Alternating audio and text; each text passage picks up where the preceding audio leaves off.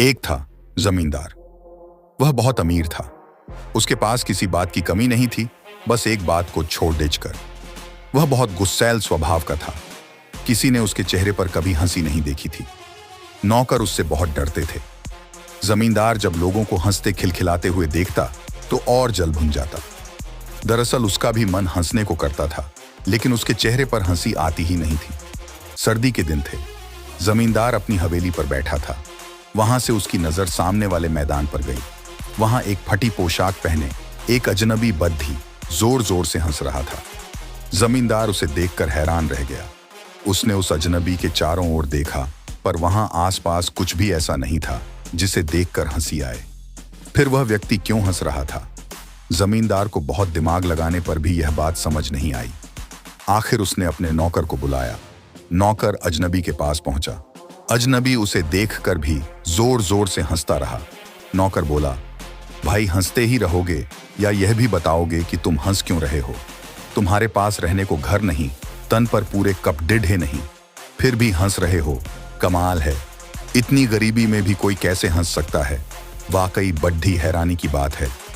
उसकी बात सुनकर अजनबी बोला, भैया दरअसल मैं हंसने की कोशिश नहीं करता, बस हंसी अपने आप अंदर से निकलती है और मैं हंसने लगता हूं। नौकर बोला, अरे तुम बिना बात भी हंस लेते हो और हमारे जमींदार को तो हंसी की बात पर भी गुस्सा आता है।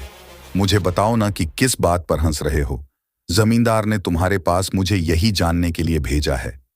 यह सुनकर अजनबी हंसते हुए बोला, बात तो मैं तुम्हें बता दूंगा, पर यह नहीं कह सकता कि मेरी बात सुनकर तुम्हारे जमींदार को भी हंसी आ जाए, क्योंकि हर व्यक्ति को अलग अलग बातों और कारणों से हंसी आती है।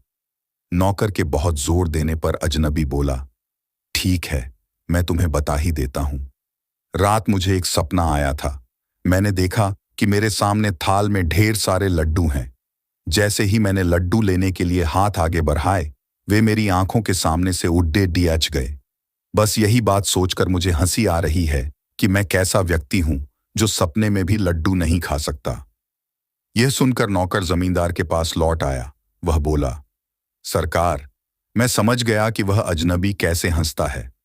इसके बाद नौकर ने लड्डुओं का थाल मंगवाकर जमींदार के सामने रख दिया और लड्डुओं को ऊपर उछालने लगा। फिर वह मालिक से बोला, मालिक, आप इन लड्डुओं को देखते रहिए और हंसते रहिए। वह अजनबी भी यही सोच सोचकर हंसता है कि सपने में लड्डू उड़ते हैं। नौकर की बात सुनकर जमींदार ने उसे एक जोर का थप्पड़ लगाया और बोला, यह क्या बकवास है? नौकर अपने गाले को सहलाते हुए बोला, मालिक, उसने तो अपनी हंसी का यही कारण बताया था। यह सुनकर जमींदार चुप हो गया। नौकर के जाने के बाद वह वहां रखे लड्डुओं के बारे में सोचता रहा, पर उसे उन लड्डुओं के बारे में सोचकर बिल्कुल हंसी नहीं आई।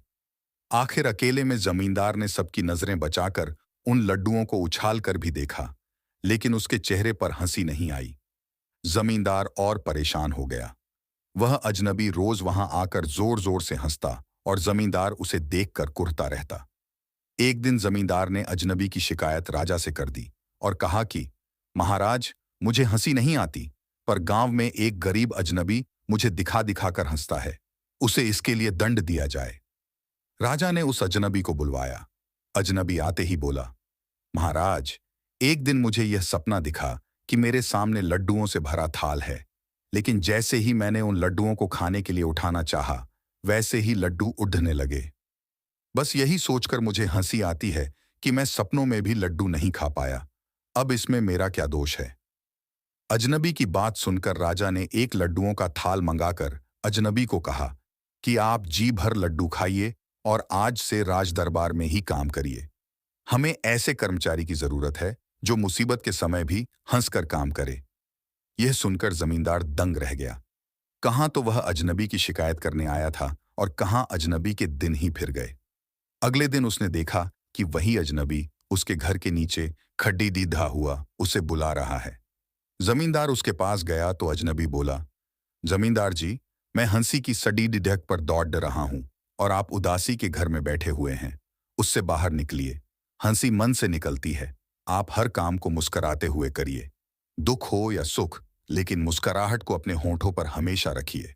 ऐसा करने से हंसी आपके अंदर से खुद ही निकलेगी। आपको हंसने के लिए कारण नहीं ढूंढना पड़ेगा। अजनबी की बात सुनकर उस दिन पहली बार जमींदार के होंठों पर मुस्कुराहट आई। अजनबी बोला, ये देखिए, आई आई आपके चेहरे पर हंसी आई। यह सुनकर जमींदार जोर से खिलखिलाकर हंसने लगा। अब वह अक्सर हंसता हुआ नजर आता था।